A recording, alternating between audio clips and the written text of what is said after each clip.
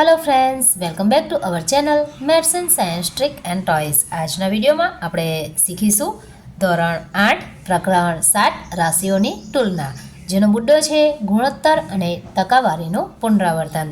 સૌપ્રથમ આપણે જોઈશું ગુણોત્તર કોને કહેવાય।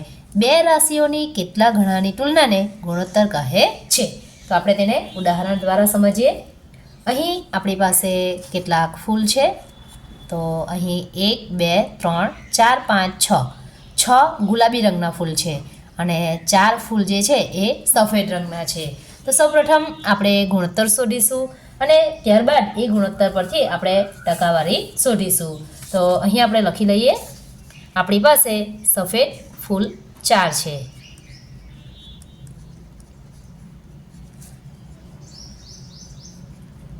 અને ગુલાબી રંગના ફૂલ 6 છે।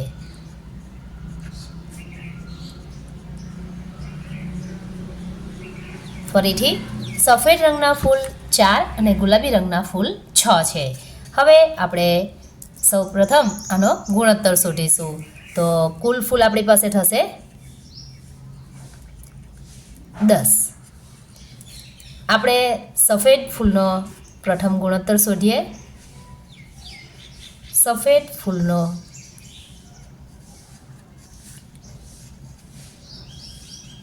ગુણોત્તર બરાબર સફેદ ફૂલ આપણી પાસે 4 છે, માટે આપણે અંશમાં 4 લખીશું અને કુલ ફૂલ 10 છે, માટે આપણે છેદમાં 10 લખીશું। તો સફેદ ફૂલનો ગુણોત્તર થશે 4/10। હવે આપણે સફેદ ફૂલની ટકાવારી શોધીશું।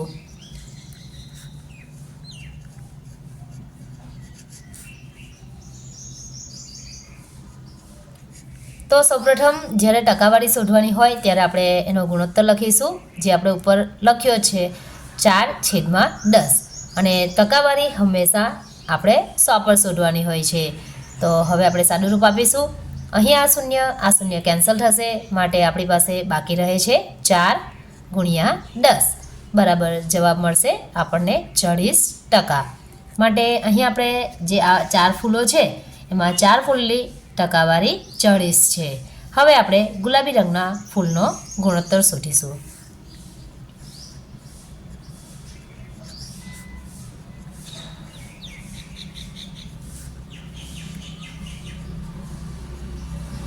અહીં ગુલાબી રંગના ફૂલનો ગુણોત્તર માટે અંશમાં આપણે જેટલા ફૂલ ગુલાબી રંગના છે જેને આપણે અંશમાં મૂકીશું, તો અહીંયા આવશે 6 અને કુલ ફૂલને છેદમાં મૂકીશું, માટે 6/10। હવે ગુલાબી ફૂલની ટકાવારી શોધીશું।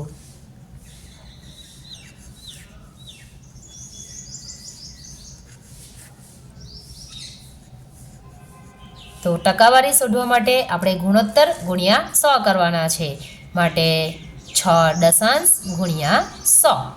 અહીં સાદું રૂપ આપીશું, 0 અને 0 કેન્સલ થશે, માટે આપણને જવાબ મળશે 60%। તો આ પ્રકારે આપણે કોઈ પણ સંખ્યા જે છે આપણને આપી હોય એનો આપણે ગુણોત્તર અને ટકાવારી ખૂબ જ સરળતાથી શીખી શકીએ છીએ। હવે આપણે બીજું ઉદાહરણ લઈશું। અહીં આપણી પાસે કેટલીક કાર છે, તો 3 કાર પીળા રંગની છે અને 2 કાર લીલા રંગની છે, એટલે કે આપણી પાસે ટોટલ 5 કાર છે, 3 પીળા રંગની અને 2 લીલા રંગની। હવે આપણે આ જે કાર છે એમાં પીળા રંગની કારનો ગુણોત્તર શોધીશું, ત્યારબાદ એની ટકાવારી શોધીશું, ત્યાર પછી આપણે લીલા રંગના કારનો ગુણોત્તર શોધીશું અને તેની ટકાવારી શોધીશું।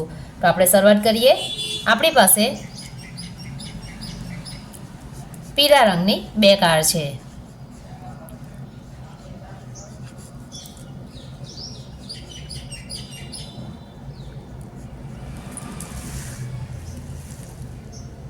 અને લીલા રંગની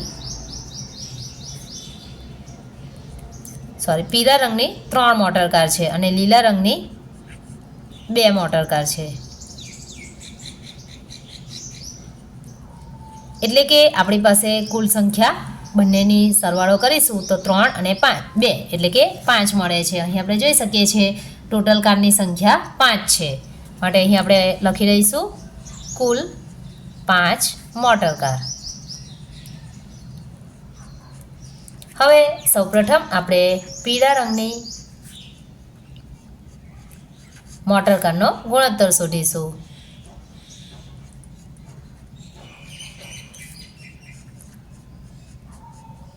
તો પીળા રંગની આપણી પાસે 3 મોટર કાર છે, માટે એને અંશમાં લખીશું. અને કુલ મોટર કાર આપણી પાસે 5 છે, જેને આપણે છેદમાં લખીશું. તો આપણને આ પીળા રંગની મોટર કારનો ગુણોત્તર મળે છે. હવે આપણે પીળા રંગની મોટર કારનો ટકાવારી શોધીશું. તો પીળા રંગની મોટર કારની ટકાવારી બરાબર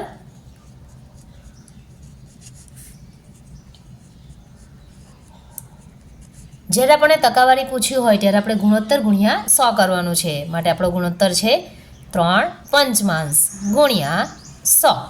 હવે આપણે સાદુરૂપ આપીશું. તો અહીં 100ના અવયવ પડશે 20 ગુણ્યા 5.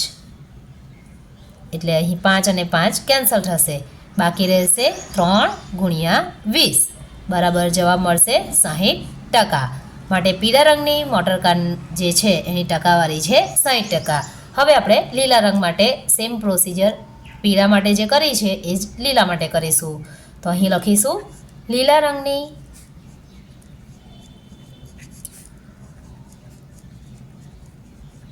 મોટર કારનો ગુણોત્તર બરાબર 2/5. હવે આપણે લીલા રંગની મોટર કારની ટકાવારી શોધીશું. લીલા રંગની મોટર કારની ટકાવારી બરાબર ગુણોત્તર ગુણ્યા 100. 2/5 ગુણ્યા 100. ફરીથી 100ના અવયવ 20 ગુણ્યા 5 થશે. 5 અને 5 કેન્સલ થશે. બાકી રહેશે 2 ગુણ્યા 20 બરાબર જવાબ આપણને મળશે 40%. તો અહીં પીળા રંગની મોટર કારની ટકાવારી 60% છે અને લીલા રંગની મોટર કારની ટકાવારી 40% છે. હજી આપણે બીજા 2 વધારાના ઉદાહરણ લઈને સમજીશું, જેથી આપણો જે મુદ્દો છે એ આપણે ખૂબ જ સરળતાથી.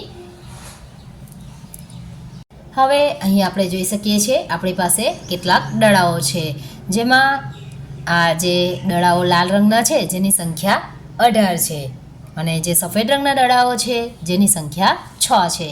આ પ્રકારે આ સફેદ રંગના 6 દડાઓ છે અને આ લાલ રંગના 18 દડાઓ છે. હવે આપણે આ દડાઓનો ગુણોત્તર શોધવાનો છે. તો સૌપ્રથમ આપણે શરૂઆત કરીશું. લાલ રંગના દડા છે 18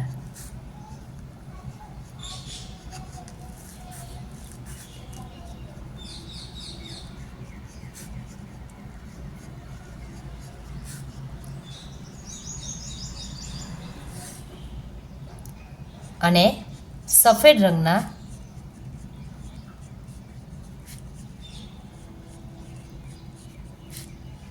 6 દડા છે. એટલે ટોટલ દડાની સંખ્યા આપણે અહીં કરીશું. તો ટોટલ સંખ્યા થશે 24. એટલે કે આપણી પાસે કુલ 24 દડા છે. હવે આપણે લાલ દડાનો ગુણોત્તર ત્યારબાદ તેની ટકાવારી શોધીશું. તો લાલ રંગના દડાનો ગુણોત્તર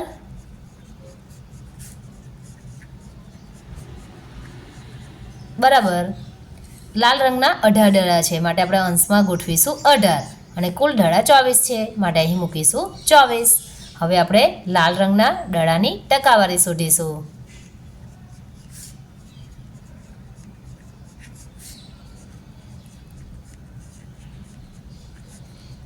તો અહીં લાલ રંગના દડાની ટકાવારી બરાબર ગુણોત્તર ગુણ્યા 100. માટે ગુણોત્તર છે 18/24 ગુણ્યા 100. હવે આપણે સાદુરૂપ આપીશું. તો અહીં આપણે સાદુરૂપ આપીશું એટલે આ પ્રકારે 6 ગુણ્યા 3 બરાબર 18 અને 6 ગુણ્યા 4 બરાબર 24. 6 અને 6 કેન્સલ થશે, માટે અહીં આવશે 3/4 ગુણ્યા 100. 100ના અવયવ પાડીશું. 25 ગુણ્યા 4. 4 અને 4 કેન્સલ થશે. બાકી રહેશે 3 ગુણ્યા 25 બરાબર 75%. માટે લાલ રંગના ફૂલની ટકાવારી થશે 75%. હવે આપણે શોધીશું સફેદ રંગના દડાની ટકાવારી. તો સૌપ્રથમ એ માટે ગુણોત્તર શોધીશું.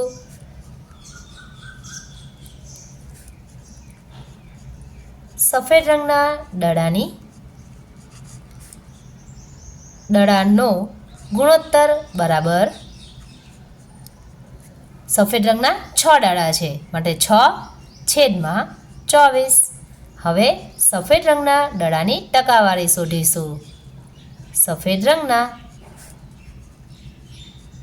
દડાની ટકાવારી બરાબર ગુણોત્તર ગુણ્યા 100. તો અહીં ગુણોત્તર છે 6/24 ગુણ્યા 100. જે રીતે અહીં આપણે અવયવ પાડ્યા હતા ઉપર એ જ રીતે અહીં પણ અવયવ પાડીશું. તો અહીં થશે 25 ગુણ્યા 4, અહીં થશે 6 ગુણ્યા 4, 4 કેન્સલ થશે, 6 કેન્સલ થશે, માટે આપણો જવાબ આવે છે 25%. માટે સફેદ રંગના દડાની ટકાવારી છે 25% અને લાલ રંગના દડાની ટકાવારી છે 75%. આપણે વધુ એક ઉદાહરણ લઈએ.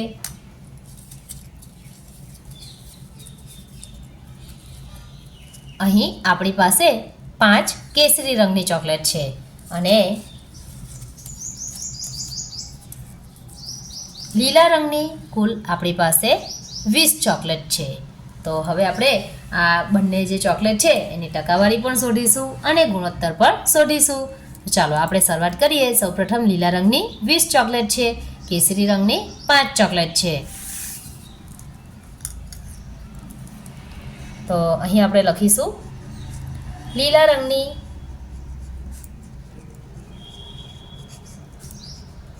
20 ચોકલેટ, કેસરી રંગની 5 ચોકલેટ,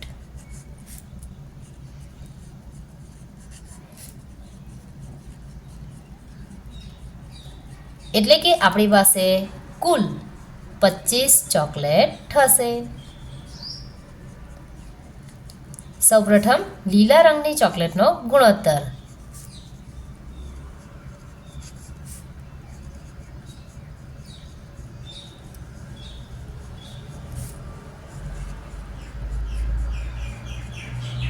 લીલા રંગની ચોકલેટ આપણી પાસે 20 છે માટે અંશમાં 20 મૂકીશું.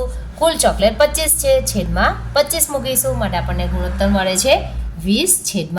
હવે આપણે લીલા રંગની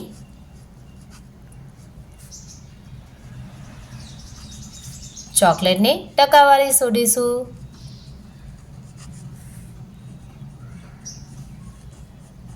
તો અહીં લીલા રંગની ચોકલેટની ટકાવારી બરાબર ગુણોત્તર ગુણ્યા 100. અહીં અવયવ પાડીશું. 100ના અવયવ થશે 25 ગુણ્યા 4. અહીં 25 અને 25 કેન્સલ થશે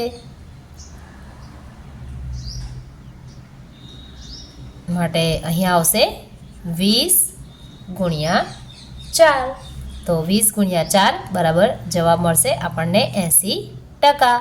તો અહીં લીલા રંગની ચોકલેટની ટકાવારી થશે 80%. હવે આપણે શોધીશું કેસરી રંગની ચોકલેટ જે છે એનો ગુણોત્તર. તો અહીં આપણે લખીશું કેસરી રંગની ચોકલેટનો ગુણોત્તર બરાબર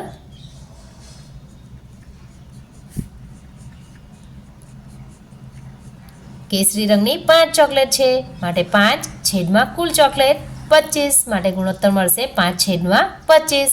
હવે આપણે કેસરી રંગની ચોકલેટની ટકાવારી શોધીશું. અહીં આવશે કેસરી રંગની ચોકલેટની ટકાવારી